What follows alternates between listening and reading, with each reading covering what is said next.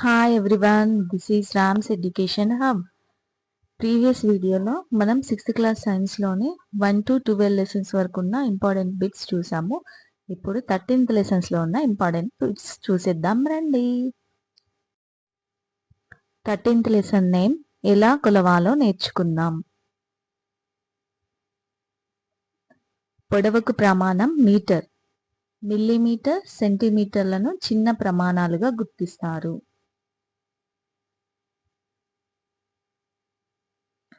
పూలదండ పొడవును కొలవడానికి మూరను, ఆట స్థలం పొడవు వెడల్పులను కొలవడానికి అంగలను ఉపయోగిస్తారు.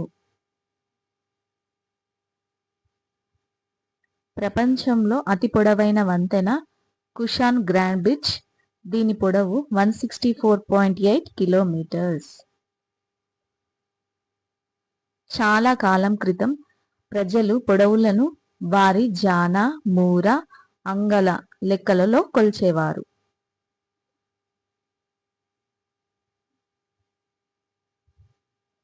ఒక ప్రాంతంలోని ప్రజలు ఆ దేశపు రాజు ముక్కు దగ్గర నుండి అతని చేతి మధ్యవేలు వరకు ఉండే దూరాన్ని పొడవులను కొలవడానికి ప్రామాణికంగా తీసుకోవాలని నిర్ణయించుకున్నారు. వాళ్ళు ఈ దూరాన్ని ఒక గజంగా పిలిచేవారు. గజాన్ని 3 సమాన భాగాలుగా విభజించి ప్రతి భాగాన్ని అడుగుగా పిలిచేవారు. ఆ తర్వాత ప్రతి అడుగును 12 సమభాగాలుగా విభజించి ప్రతి భాగాన్ని ఒక అంగుళంగా పిలిచేవారు. ఇక్కడ పిక్చర్ ఇచ్చారు కదా, రాజు యొక్క ముక్కు నుంచి అతని మధ్యవేలు వరకు గల దూరాన్ని పొడవు కొలవడానికి ప్రామాణికంగా తీసుకున్నారు. వాళ్ళు ఈ దూరాన్ని ఏమని పిలిచారు? గజం అని పిలిచారు. గజం అని పిలిచారు. ఈ గజాన్ని 3 సమాన భాగాలుగా చేస్తే అందులో ప్రతి భాగం ఏమైంది? అడుగు అయింది. మళ్ళీ ఈ అడుగుని అంటే ఈ ఒక అడుగుని 12 భాగాలు చేస్తే ఒక భాగం అనేది అంగుళం అయింది అన్నమాట. ఇట్లా 12 భాగాలు చేస్తే ఇందులో ఒక పార్ట్ అనేది అంగుళం అవుద్ది.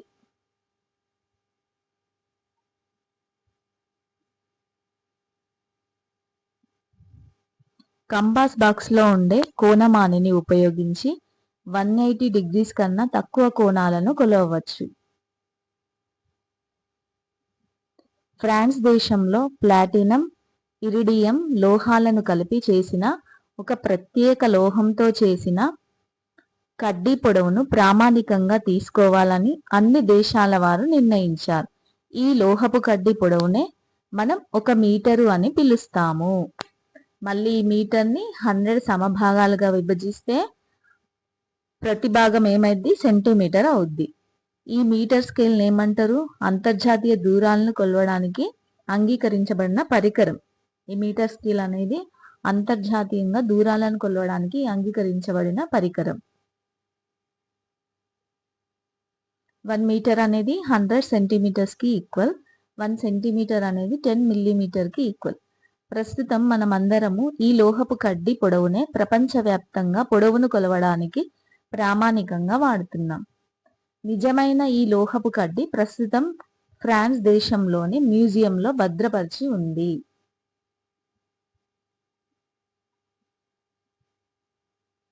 కిలోమీటర్ ను పెద్ద పొడవులను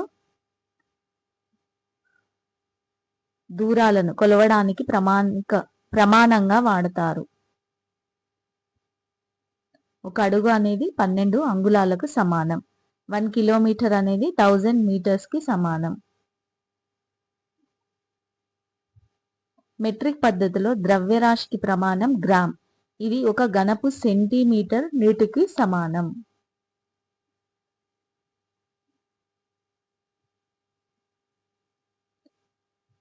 కౌటిల్యుడు రచించిన అర్థశాస్త్రంలో ద్రవ్యరాశి, కాలానికి చెందిన ప్రమాణాలను గురించిన వివరాలున్నాయి. ఇక్కడ పలచని వస్తువుల మందాలని ఎలా కొలవాలి అనేది ఇచ్చింది. అందులో నాణ్యం మందాన్ని కొలవడం ఎలా? Means coin. ఒక ఒక రూపాయి నాణాలను 10 తీసుకోవాలి. తీసుకొని దాన్ని ఒకదాని మీద ఒకటి పేర్చండి. పేర్చిన తర్వాత అప్పుడు వాటి మందాన్ని స్కేల్తో కొలవాలి. అట్లా మందం ఉన్నప్పుడు స్కేల్తో కొలవడం అనేది ఈజీనే కదా. కొలిసిన తర్వాత ఆ విలువను నాణ్యాల సంఖ్యతో భాగించినట్లయితే ఆ నాణ్యం యొక్క మందం వస్తుంది.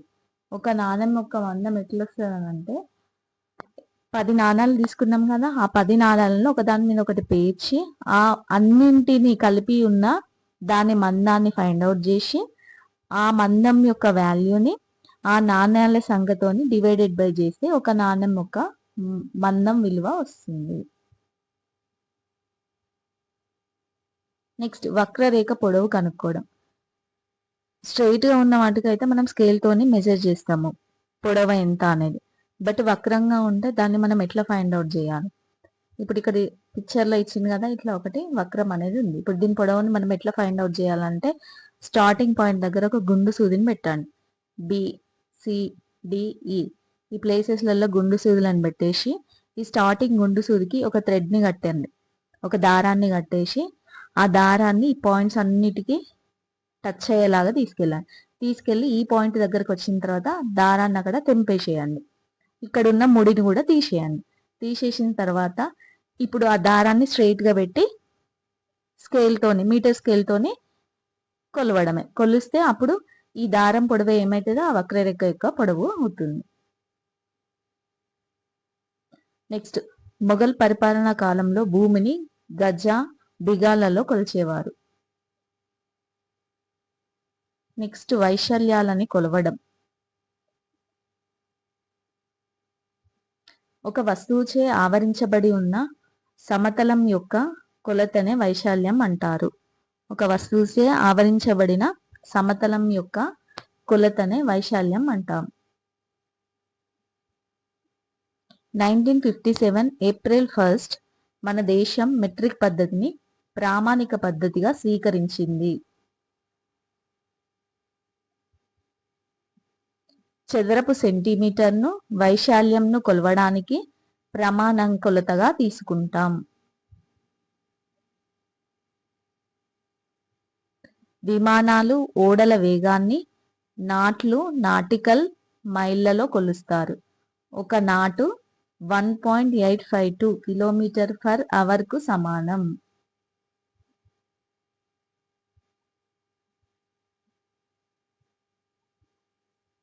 ఇప్పుడు అక్రమాకార ఉపరితలాల వైశాల్యాన్ని ఎట్లా కొలుస్తారంటే గ్రాఫ్ పేపర్ సహాయంతో కొలుస్తారు. ఈ పద్ధతి ద్వారా మనం అక్రమాకార ఉపరితలాల వైశాల్యాన్ని దాదాపు దగ్గర విలువను పొందవచ్చు. ఎగ్జాక్ట్ వాల్యూ రాదు, బట్ దానికి అప్రాక్స్ వాల్యూని ఫైండ్ అవుట్ చేయవచ్చు.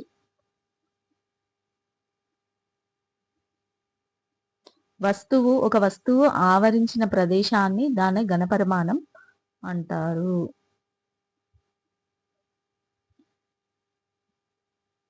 ద్రవాల ఘనపరిమాణాన్ని మనం లీటర్లలో గాని మిల్లీ లీటర్లలో గాని తెలుపుతాం. ఖగోళ శాస్త్రవేత్తలు నక్షత్రాల మధ్య దూరాన్ని పారాలాక్స్ యూనిట్లలో కొలుస్తారు.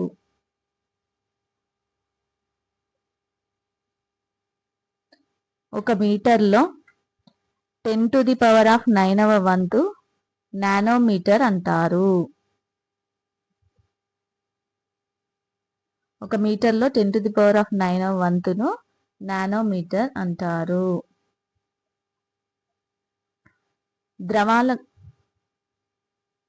ద్రవాల ఘనపరిమాణం మిల్లీలీటర్లలో, ఘన పదార్థాల ఘనపరిమాణం ఘనపు సెంటీమీటర్లో రాస్తాము.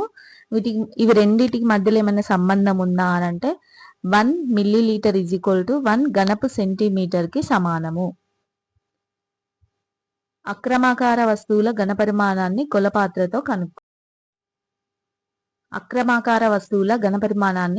కొలపాత్రలతో కనుక్కోవడం.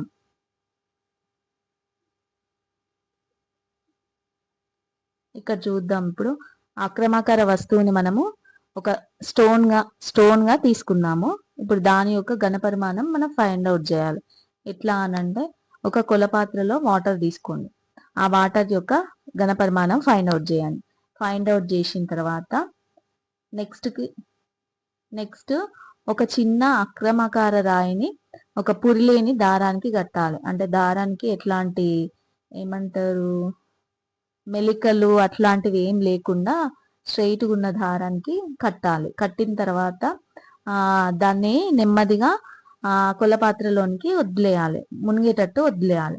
వదిలినప్పుడు ఆటోమేటిక్గా ఆ కొలజాడిలోని వాటర్ లెవెల్ అనేది పెరుగుద్ది.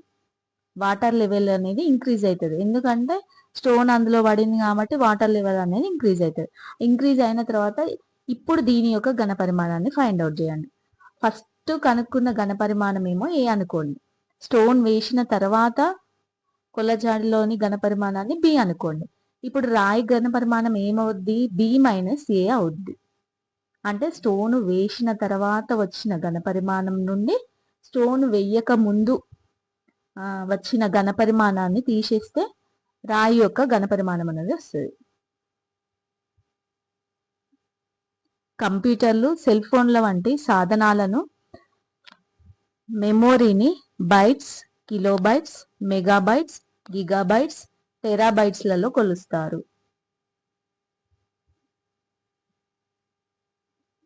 ఒక కిలోగ్రామ్ బియ్యం ఉత్పత్తి చేయడానికి 5,000 లీటర్ల నీళ్లు ఖర్చు అవుతుంది. బంగారం, వజ్రాల నాణ్యతను క్యారెట్లలో కొలుస్తారు. ఇప్పుడు 14th లెసన్ నేమ్ జంతువులలో చలనాలు. జంతురాజ్యంలో చిరుతపులి ఎపినోనిక్స్ జబేటస్ వేగంగా పరిగెత్తగలిగే జంతువులలో ఒకటి. ఇది గంటకు 97 కిలోమీటర్ వేగంతో పరిగెత్తుతుంది.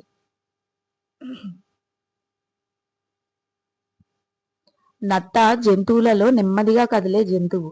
ఇది సెకన్కు 0.013 టు 0.028 మీటర్ల వేగంతో చెల్లిస్తుంది.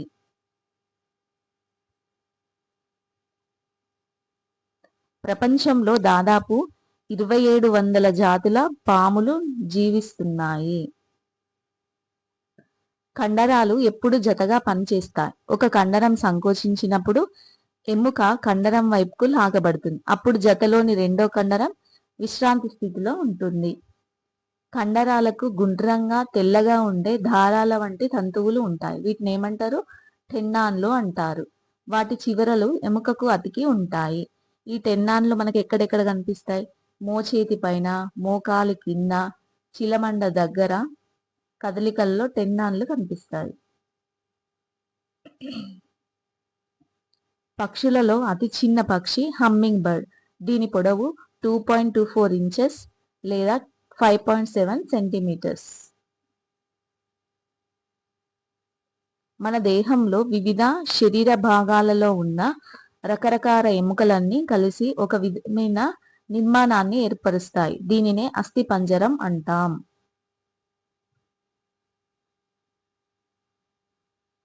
పక్షులలోకెల్లా మగ ఆస్ట్రిచ్ పక్షి బరువైనది. దీని బరువు 345 పౌండ్స్ లేక 156 కేజీలు. రెండు ఎముకలను కలపడానికి ప్రత్యేకమైన కండరపు తంతువు ఉంటాయి. వీటిని లిగమెంట్లు అంటారు. భుజం నుండి మెడ వరకు 2 ఎముకలు ఉంటాయి. పైకి కనిపించే ఎముకను జతృక అంటారు.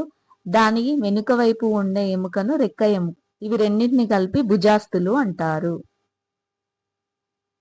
మన శరీరంలో పొడవైన దృఢమైన ఎముక తొడ ఎముక, ఫీమర్. ఇది తొడలో ఉంటుంది.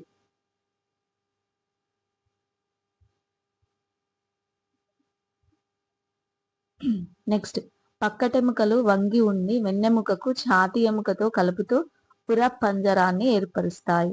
వీపు మధ్య భాగంలో గల పొడవైన ఎముకల నిర్మాణం ఉన్నట్లు తెలుస్తుంది. దీనినే వెన్నెముక అంటారు. ఇది చిన్న చిన్న ఎముకలతో ఏర్పడి ఉంటుంది. దీన్ని వెన్నుపూసలు అంటారు. వీటిని వెన్నుపూసలు అంటారు. ఆరోగ్యవంతుడైన మానవుని గుండె నిమిషానికి 72 సార్లు, రోజుకి 1,00,000 సార్లు, సంవత్సరానికి 36 లక్షల సార్లు మరియు మొత్తం జీవిత కాలంలో 2.5 బిలియన్ల సార్లు కొట్టుకుంటుంది. శైశవ దశలో వెన్నెముకలలో 33 వెన్నెపూసలు ఉంటాయి. ఆ తర్వాత చివరి 9 వెన్నెపూసల్లో 5 వెన్నెపూసలు కలిసిపోయి ఒకటిగా, మరియు చివరి 4 వెన్నెపూసలు కలిసిపోయి ఒక ఎముకగా ఏర్పడతాయి. మొత్తం ఎన్ని? 33 ఉంటాయి. ఆ 33లో నుండి 9 తీసేయండి. ఎంత అవుతుంది? 24. ఈ 24లో ఈ 9లో 5 కలిపి ఒకటి ఫామ్ అవుతుంది, 4 కలిపి ఒక ఎముకగా ఫామ్ అవుతుంది. సో +2 మొత్తం ఎంత? 26. ఇప్పుడు మనకు ఎన్ని వెన్నెపూసలు ఉంటాయి అంటే 26 వెన్నెపూసలు ఉంటాయి. నడుము క్రింది భాగంలో 2 వైపులా ఒకే విధమైన ఎముక ఉండడం గమనిస్తారు. ఈ ఎముక నిర్మాణాన్ని శ్రోణి మేకల అంటారు. ఇది కటివలయ ఎముకలతో తయారవుతుంది.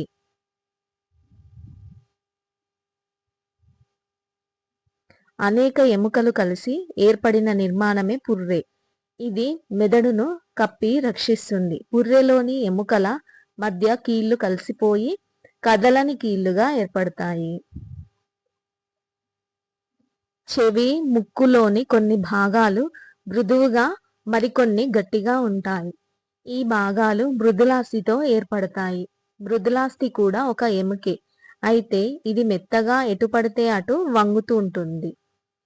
పక్కటెముకలకు పురోస్థికి మధ్య, వెన్నెముకలో వెన్నెపూసల మధ్య కూడా ఇలాంటి మృదులాస్థి ఉంటుంది.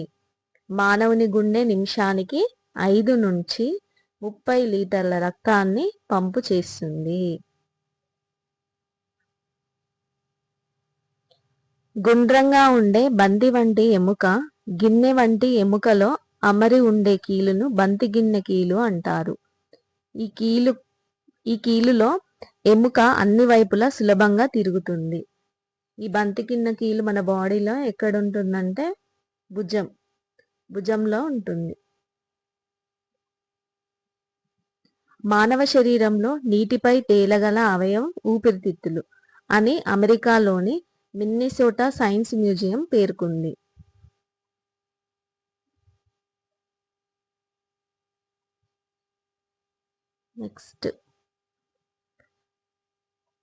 నెక్స్ట్ మడతబందు కీలు. ఈ మడతబందు కీలు అనేది ఎక్కడుంటది? ముంజేతి దగ్గర, మోకాల దగ్గర ఉంటుంది. మడతబందు కీలు అని అంటే మనము డోర్స్కి కానీ కిటికీలకి కానీ పెట్టుకుంటాం కదా, ఇది బందు అంటారు. సో ఇది 1 డైరెక్షన్లో మాత్రమే ఫోల్డ్ అవుతుంది. నెక్స్ట్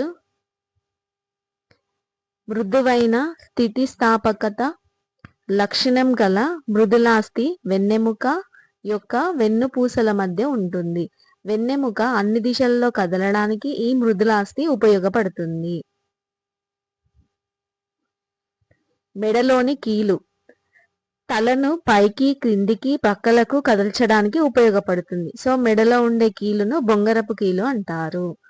మానవుని పుర్రెలో నిజానికి 22 ఎముకలు ఉంటాయి. ఇవన్నీ కలిసిపోయి ఒకటిగా కనిపిస్తాయి. దీన్నే మనం ఏమంటాం? క్రేనియం అని అంటారు.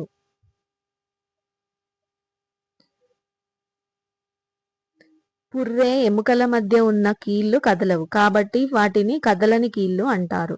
పైదవడకు తలకు మధ్య ఉన్న కీలు కదలని కీలు, అందువలనే మనం పైదవడను కదిలించలేము. చాలా ఉభయచరాల జీవిత చరిత్రలో గుడ్డు, లార్వా, ప్రౌఢజీవి అనే 3 దశలు ఉంటాయి.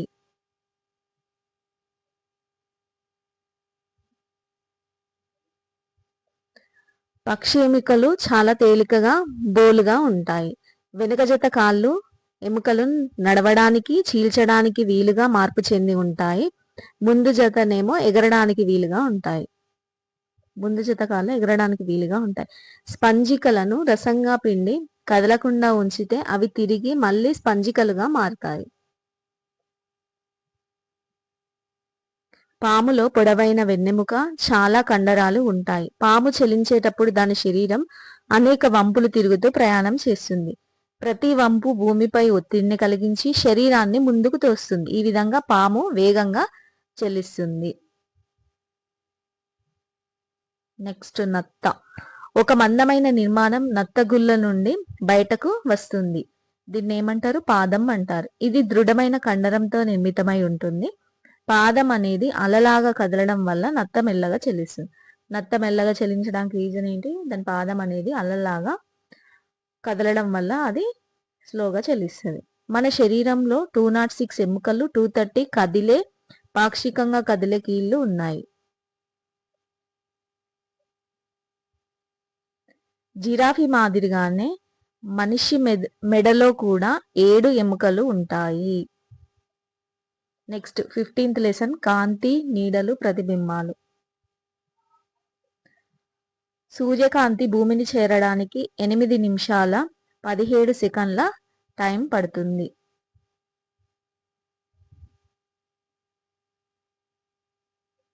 కాంతినిచ్చే వస్తువులను కాంతి జనకం అంటారు. సూర్యుడు, వెలుగుతున్న విద్యుత్ బల్బు, వెలుగుతున్న క్రొవ్వొత్తి మొదలైనవి కాంతి జనకాలు. వెలుగుతున్న లేదా మండుతున్న ఏ వస్తువైనా కాంతి జనకంలా పనిచేస్తుంది. ఏదైనా వస్తువు నీడ ఏర్పడాలంటే ముఖ్యంగా కాంతి అవసరం.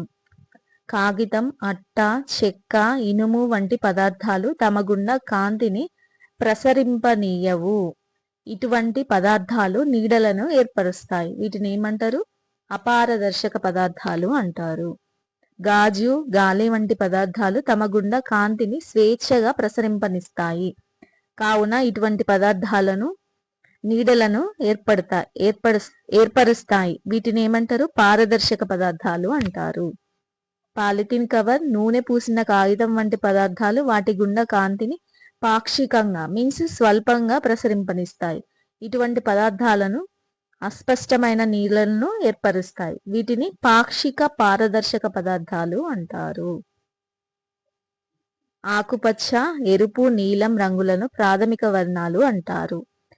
ఇవి వివిధ పాళ్లలో కలిసి అనేక రంగులను ఏర్పరుస్తాయి. అన్ని వస్తువులు కూడా నీడలు ఏర్పడవు. అపారదర్శక వస్తువులు మాత్రమే స్పష్టమైన నీడలను ఏర్పరుస్తాయి. నీడ ఏర్పడాలంటే కాంతితో పాటు అపారదర్శక వస్తువు కూడా కావాలి. నీటి బిందువు గుండా సూర్యకాంతి ప్రయాణించినప్పుడు ఇంద్రధనస్సు ఏర్పడుతుంది. బల్బు వెలగడానికి ఉపయోగించే విద్యుత్లో 10% కాంతినిస్తే 90% ఉష్ణానికే సరిపోతుంది.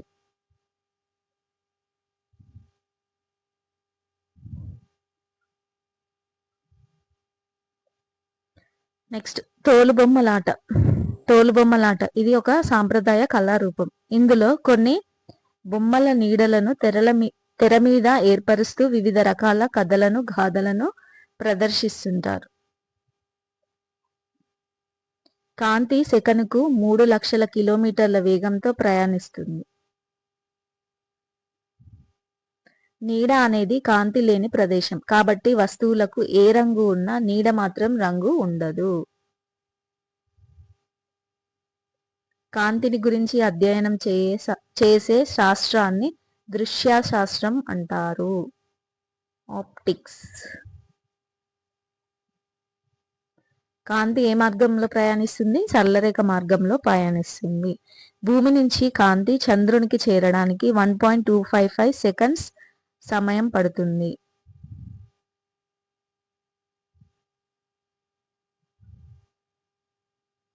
సూర్యకాంతి సముద్రంలో 262 అడుగుల లోతు వరకు ప్రయాణిస్తుంది. పిన్ హోల్ కెమెరాలో ప్రతిబింబం అనేది తలకిందులుగా ఏర్పడుతుంది. ఇక్కడ పిక్చర్లు ఇచ్చారు కదా, యాక్చువల్గా ట్రీ ఇక్కడ ప్రతిబింబం అనేది ఇక్కడ రివర్స్ లో ఉంది. ఈ ప్రతిబింబం రివర్స్ లో ఏర్పడడం అనేది కాంతి రుజుమార్గంలో ప్రయాణించడం వల్ల జరుగుతుంది. రుజుమార్గం అంటే సరళరేఖ మార్గంలో ప్రయాణించడం అన్నట్టు. సూర్యుని నుండి వచ్చే తెల్లని కాంతిలో ఇంద్రధనస్సు యొక్క 7 రంగులు ఉంటాయి.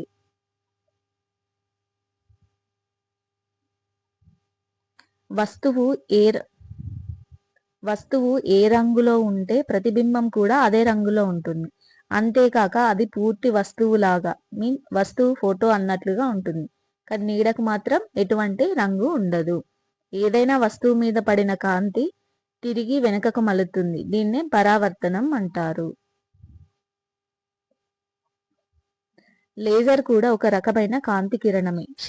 శరీరంలో ఏర్పడే కణుతులను తొలగించడానికి వైద్య శాస్త్రంలో లేజర్లను ఉపయోగిస్తారు.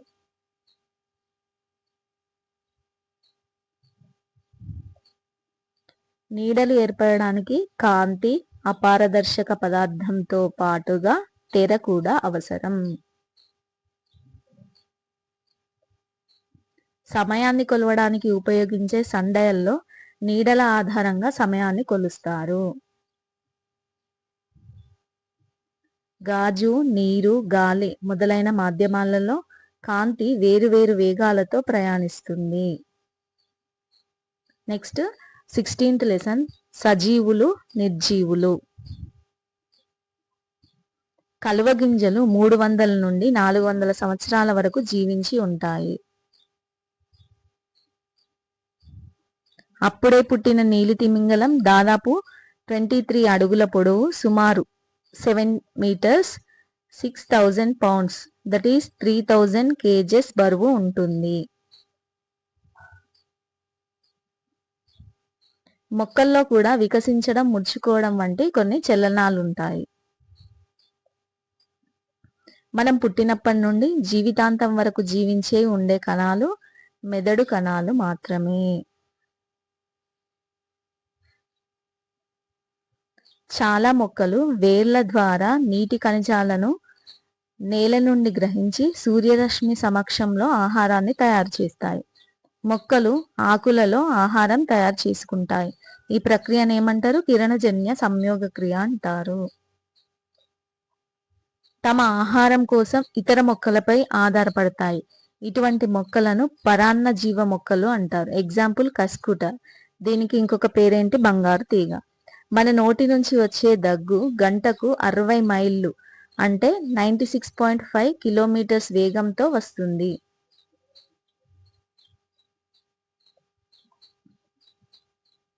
కోడిగుడ్డు తెల్లసొనలో ఆల్బుమిన్ అనే ప్రోటీన్ ఉంటుంది. మన శరీరం నుంచి వ్యర్థ పదార్థాలను తొలగించే విధానాన్ని విసర్జక క్రియ అంటారు. జంతువులు విసర్జించే పదార్థాలనే మనం ఎరువులుగా వాడతాం. మొక్కలు స్రవించే జిగురు, రెజిన్లు కూడా మనకు ఉపయోగపడే పదార్థాలే. అట్లాంటిక్ జాయింట్ స్క్విడ్ కన్ను 10 అంగుళాలు అంటే 25 సెంటీమీటర్ల వ్యాసం కలిగి ఉంటుంది. విత్తనాలు మొలకెత్తి మొక్కలు మొలుస్తాయి. దీన్ని బట్టి మొక్కలు కూడా పిల్లల్ని కంటాయని అర్థం. మొక్కలు ఉద్దీపనలకు ప్రతిస్పందిస్తాయని జగదీష్ చంద్రబోస్ ప్రఖ్యాత భారతీయ శాస్త్రవేత్త నిరూపించాడు. మానవుని గుండె 30 అడుగుల దూరం వరకు చిందేలా రక్తాన్ని పంపు చేయగలదు.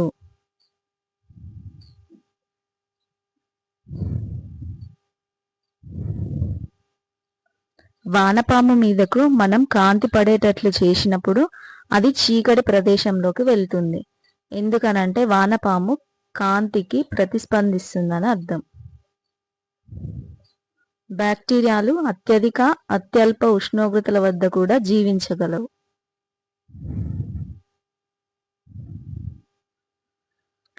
చనిపోయిన జీవులన్నీ సజీవులకు, నిర్జీవులకు నడుమ ఏర్పడే మధ్యస్థ అంశాలు అని చెప్పవచ్చు. జున్ను తయారు చేయడంలో కొన్ని రకాల శిలీంధ్రాలను ఉపయోగిస్తారు. దీన్ని కిణ్వనం అంటారు.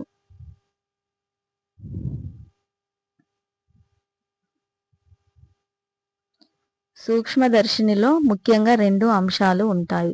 ఒకటి నిర్మాణాత్మక అంశాలు, 2 దృశ్య అంశాలు. పీఠం, ఆధారం, చేతి వంపు వంటివి నిర్మాణాత్మక అంశాలు. అక్షికటకం, వస్తుకటకం, స్థూల సవరిణి, సూక్ష్మ సవరిణి, కాంతి దర్పణం, స్లైడు అన్నవి దృశ్య అంశాలు. బ్యాక్టీరియా గాలిలో, నీటిలో, మట్టిలో, జంతువులలో మనుషులలో మరియు ఆహారంలో అంతటా ఉంటాయి. క్రీస్తు శకం 1590లో డచ్ శాస్త్రవేత్త జెకారస్ జాన్సన్ అతని తండ్రి హెన్స్ మార్టెన్స్ మైక్రోస్కోప్ను కనుక్కున్నారు.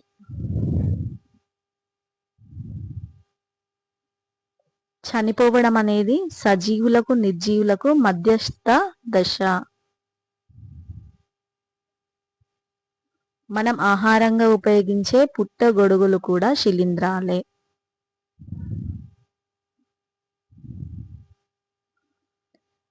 మురికి నీటిని పరిశుభ్రం చేసే కేంద్రాలను శైవలాలు ఎంతగానో ఉపయోగపడతాయి. Successfully we are completed 6th class science. Next I will start 6th class social.